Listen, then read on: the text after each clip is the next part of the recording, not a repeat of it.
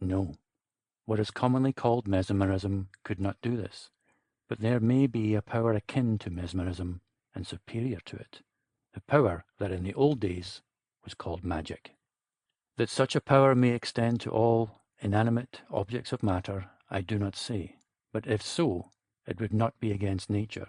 It would only be a rare power in nature, which might be given to constitutions with certain peculiarities, and cultivated by practice to an extraordinary degree. That such a power might extend over the dead, that is, over certain thoughts and memories that the dead may still retain, and compel, not that which ought properly to be called the soul, and which is far beyond human reach, but rather a phantom of what has been most earth-stained on earth to make itself apparent to our senses, is a very ancient, though obsolete, theory, upon which I will hazard no opinion. But I do not conceive the power to be supernatural. Let me illustrate what I mean from an experiment, which Paracelsus describes as not difficult, and which the author of the Curiosities of Literature cites as credible. If flour perishes, you burn it. Whatever were the elements of that flour while it lived are gone, dispersed. You know not whither. You can never discover nor recollect them. But you can, by chemistry, out of the burned dust of that flour, raise a spectrum of the flour, just as it seemed in life. It may be the same with the human being. The soul has as much escaped you as the essence or elements of the flour. Still you may make a spectrum of it, and this phantom, though in the popular superstition it is held to be the soul of the departed, must not be confounded with the true soul. It is but the eidolon of the dead form. Hence, like the best attested stories of ghosts or spirits, the thing that most strikes us is the absence of what we hold to be the soul, that is, of superior, emancipated intelligence. These apparitions come for little or no object. They seldom speak when they do come. If they speak, they utter no ideas above those of an ordinary person on earth. Wonderful, therefore, as such phenomena may be, granting them to be truthful, I see much that philosophy may question, nothing that is incumbent on philosophy to deny, viz., nothing supernatural. They are but ideas conveyed somehow or other, we have not yet discovered the means, from one mortal brain to another. Whether, in so doing, tables walk by their own accord, or fiend-like shapes appear in a magic circle, or bodiless hands rise and remove material objects, or a thing of darkness, such as presented itself to me, freeze our blood, still am I persuaded that these are but agencies conveyed, as by electric wires, to my own brain from the brain of another. In some constitutions there is a natural chemistry, and those constitutions may produce chemic wonders. In others, a natural fluid, call it electricity, and these may produce electric wonders. But the wonders differ from natural science in this. They are alike objectless, purposeless, puerile, frivolous. They lead on to no grand results, and therefore the world does not heed, and true sages have not cultivated them. But sure I am that of all I saw or heard, a man, human as myself, was the remote originator. And I believe unconsciously to himself as to the exact effects produced. For this reason, no two persons, you say, have ever experienced exactly the same thing. Well, observe, no two persons ever experience exactly the same dream. If this were an ordinary imposture, the machinery would be arranged for results that would but little vary.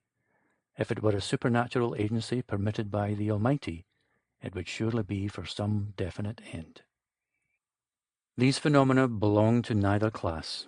My persuasion is that they originate in some brain now far distant, that brain had no distinct violation in anything that occurred, that what does occur reflects but its devious, motley, ever-shifting, half-formed thoughts. In short, that it has been but the dreams of such a brain put in action and invested with a semi-substance. That this brain is of immense power, that it can set matter into movement, that it is malignant and destructive, I believe. Some material force, must have killed my dog. The same force might, for aught I know, have suffered to kill myself, had I been as subjugated by terror as the dog. Had my intellect or my spirit given me no countervailing resistance in my will. It killed your dog? That is fearful. Indeed, it is strange that no animal can be induced to stay in that house, not even a cat. Rats and mice are never found in it. The instincts of the brute creation detect influences deadly to their existence. Man's reason has a sense less subtle, because it has a resisting power more supreme. But enough. Do you comprehend my theory? Yes, though imperfectly, and I accept any crochet, pardon the word, however odd, rather than embrace at once the notion of ghosts and hobgoblins we imbibed in our nurseries. Still, to my unfortunate house the evil is the same. What on earth can I do with the house? I will tell you what I would do. I am convinced from my own internal feelings that the small unfurnished room at right angles to the door of the bedroom which I occupied forms a starting point or receptacle for the influences which haunt the house, and I strongly advise you to have the walls opened, the floor removed, nay, the whole room pulled down. I observe that it is detached from the body of the house, built over the small backyard, and could be removed without injury to the rest of the building. And you think, if I did that, you would cut off the telegraph wires. Try it. I am so persuaded that I am right that I will pay half the expense, if you will allow me to direct the operations. Nay, I am well able to afford the cost. For the rest, allow me to write to you. About 10 days after, I received a letter from Mr. J, telling me that he had visited the house since I had seen him, that he had found the 2 letters I had described, replaced in the drawer from which I had taken them, that he had read them with misgivings like my own, that he had instituted a cautious inquiry about the women to whom I rightly conjectured they had been written. It seemed that 36 years ago, a year before the date of the letters, she had married, against the wish of her relations, an American of very suspicious character. In fact, he was generally believed to have been a pirate. She herself was the daughter of very respectable tradespeople, and had served in the capacity of a nursery governess before her marriage. She had a brother, a widower, who was considered wealthy, and who had 1 child of about 6 years old. A month after the marriage, the body of this brother was found in the Thames, near London Bridge. There seemed some marks of violence about his throat, but they were not deemed sufficient to warrant the inquest in any other verdict than that of found drowned. The American and his wife took charge of the little boy, the deceased brother having by his will left his sister the guardianship of his only child, and in the event of the child's death, the sister inherited. The child died about 6 months afterward. It was supposed to have been neglected and ill-treated. The neighbours deposed to having heard it shriek at night. The surgeon who had examined it after death said that it was emaciated as if from want of nourishment, and the body was covered with livid bruises. It seemed that one winter night the child had sought to escape, crept out into the backyard, tried to scale the wall, fallen back exhausted, and had been found at morning on the stones in a dying state. But though there was some evidence of cruelty, there was none of murder, and the aunt and her husband had sought to palliate cruelty by alleging the exceeding stubbornness and perversity of the child, who was declared to be half-witted. Be that as it may, at the orphan's death, the aunt inherited her brother's fortune. Before the first wedded year was out, the American quitted England abruptly and never returned to it. He obtained a cruising vessel which was lost in the Atlantic 2 years afterward. The widow was left in affluence, but reverses of various kinds had befallen her. A bank broke, an investment failed. She went into a small business and became insolvent. Then she entered into service, sinking lower and lower, from housekeeper down to maid of all work, never long retaining a place, though nothing decided against her character was ever alleged. She was considered sober, honest, and peculiarly quiet in her ways. Still nothing prospered with her, and so she had dropped into the workhouse, from which Mr. J had taken her, to be placed in charge of the very house which she had rented as mistress in the first year of her wedded life. Mr. J. added that he had passed an hour alone in the unfurnished room which I had urged him to destroy, and that his impression of dread while there were so great, though he had never heard nor seen anything, that he was eager to have the walls bared and the floors removed as I had suggested. He had engaged persons for the work, and would commence any day I would name. The day was accordingly fixed. I repaired to the haunted house. We went into the blind, dreary room, took up the skirting and then the floors. Under the rafters, covered with rubbish, was found a trapdoor, quite large enough to admit a man. It was closely nailed down with clamps and rivets of iron. On removing these, we descended into a room below, the existence of which had never been suspected. In this room there had been a window and a flue, but they had been bricked over, evidently for many years. By the help of candles we examined this place.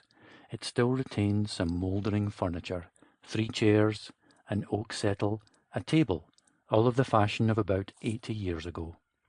There was a chest of drawers against the wall, in which we found half rotted away, old-fashioned articles of a man's dress, such as might have been worn 80 or 100 years ago by a gentleman of some rank.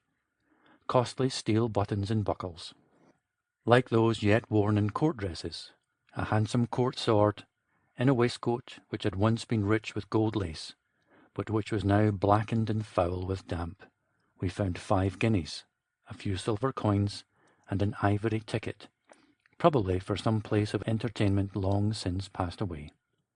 But our main discovery was in a kind of iron safe fixed to the wall, the lock of which it cost us much trouble to get picked. In this safe were 3 shelves and 2 small drawers. Ranged on the shelves were several small bottles of crystal, hermetically stoppered. They contained colourless, volatile essences, of the nature of which I shall only say that they were not poisonous. Phosphor and ammonia entered into some of them. There were also some very curious glass tubes, and a small pointed rod of iron, with a large lump of rock crystal and another of amber, also a lodestone of great power. In one of the drawers we found a miniature portrait set in gold, and retaining the freshness of its colours most remarkably, considering the length of time it had probably been there. The portrait was that of a man who might be somewhat advanced in middle life, perhaps 47 or 48. It was a remarkable face, a most impressive face. If you could fancy some mighty serpent transformed into a man, preserving in the human lineaments the old serpent type, you would have a better idea of that countenance than long descriptions can convey. The width and flatness of frontal, the tapering elegance of contour disguising the strength of the deadly jaw, the long, large, terrible eye, glittering and green as the emerald, and withal a certain ruthless calm, as if from the consciousness of an immense power. Mechanically I turned round the miniature to examine the back of it, and on the back was engraved a pentacle. In the middle of the pentacle a ladder, and the 3rd step of the ladder was formed by the date 1765. Examining still more minutely, I detected a spring. This, on being pressed, opened the back of the miniature as a lid. Withinside the lid was engraved, "Mariana, to thee, be faithful in life, and in death to—" Here follows a name that I will not mention, but it was not unfamiliar to me. I had heard it spoken of by old men in my childhood as the name borne by a dazzling charlatan who had made a great sensation in London for a year or so, and had fled the country on the charge of a double murder within his own house, that of his mistress and his rival. I said nothing of this to Mr. J., to whom reluctantly I resigned the miniature. We had found no difficulty in opening the first drawer within the iron safe. We found great difficulty in opening the second. It was not locked, but it resisted all efforts, till we inserted in the chinks the edge of a chisel. When we had thus drawn it forth, we found a very singular apparatus in the nicest order. Upon a small thin book, or rather tablet, was placed a saucer of crystal. This saucer was filled with a clear liquid. On that liquid floated a kind of compass, with a needle shifting rapidly around, but instead of the usual points of the compass were 7 strange characters, not very unlike those used by astrologers to denote the planets. A peculiar but not strong nor displeasing odour came from this drawer, which was lined with a wood that we afterward discovered to be hazel. Whatever the cause of this odour, it produced a material effect on the nerves. We all felt it, even the two workmen who were in the room, a creeping, tingling sensation from the tips of the fingers to the roots of the hair. Impatient to examine the tablet, I removed the saucer. As it did so, the needle of the compass went round and round with exceeding swiftness, and I felt a shock that ran through my whole frame, so that I dropped the saucer on the floor. The liquid was spilled. The saucer was broken.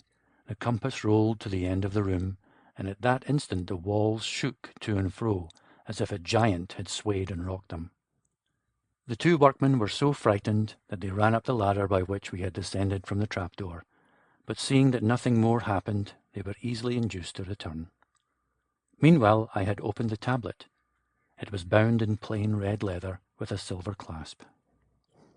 It contained but one sheet of thick vellum, and on that sheet were inscribed within a double pentacle words in old monkish Latin, which are literally to be translated thus: "On all that it can reach within these walls, sentient or inanimate, living or dead, as moves the needle, so work my will.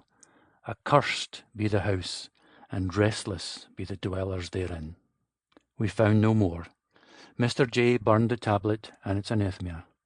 He razed to the foundations the part of the building containing the secret room with the chamber over it.